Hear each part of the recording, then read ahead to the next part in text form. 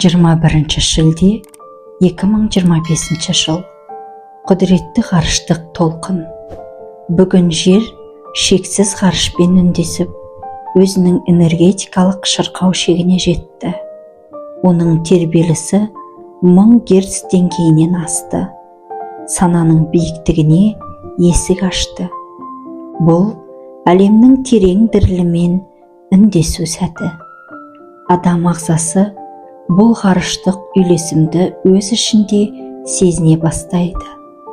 Ұйқысыздық, сана жаңғырып, ескі шекаралар шайқала бастады. Діріл мен қалтырау, энергияның жаңа ағыны денеден өтіп жатыр. Көздің қызаруы, шындықтың пердесі ашылып, ішкі көру күшейіп келеді.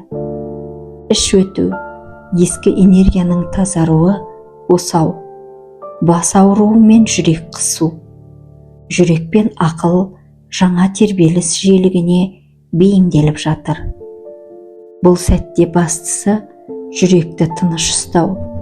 Сана дабыл қағып тұрса да, рух тынышталып, жердің жүрек соғысымен үндессін.